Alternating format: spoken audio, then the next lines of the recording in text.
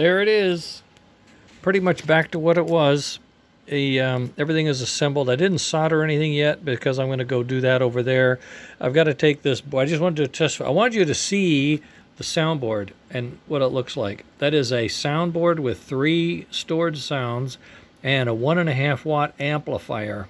Okay, and this PC board here, this little stubby thing, that's just going to be a connector. Everything is going to connect into that from the soundboard, and then it's going to connect to either the signal inputs or the speaker, or the power is going to come in through that board, so that this is going to be a self-contained unit and no soldering, no wiring. You just plug it in. Hopefully that works out.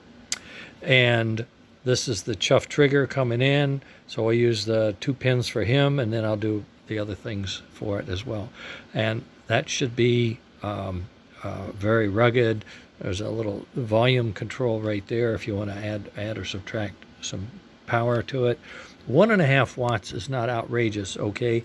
But the speaker and the baffle that we've built for this thing is pretty darn good, and I think we're going to get adequate sound throughout the system. The one thing that I'm a little concerned about, there, is that the one? Yeah, I think that's it.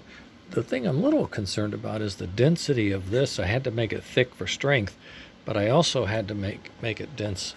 You know, now the sound is kind of contained, so I'm a little nervous if I don't need some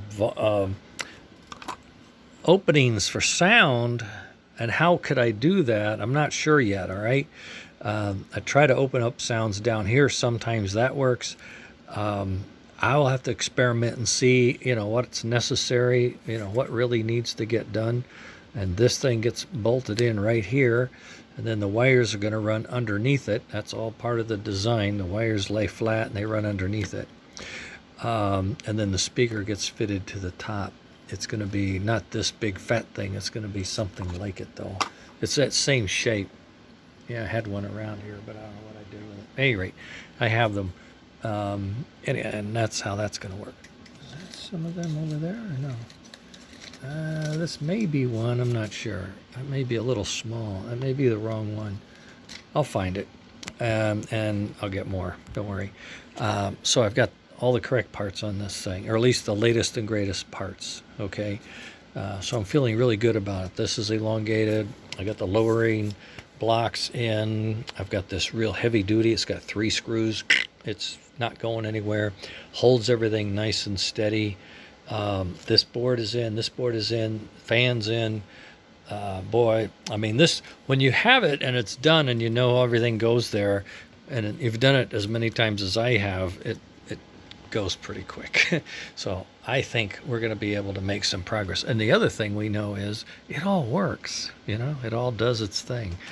And I was doing a video the other day on the level 1. Some of the guys had the kits and they want to put them in. I was trying to show them how to do that. But if you look at level 1, there it is. There's the control board, same one, right? There's the power distribution board, same one. There's a buck boost board, same one. And there's the smoke system, and we have the same one, the same type, different smoke, but they're using the vintage smoke, and that's fine.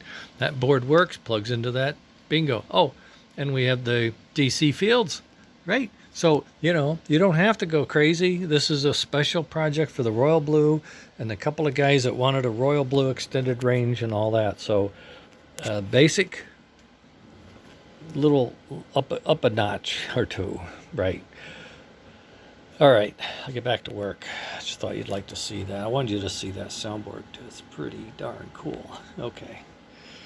All right, gang. Later.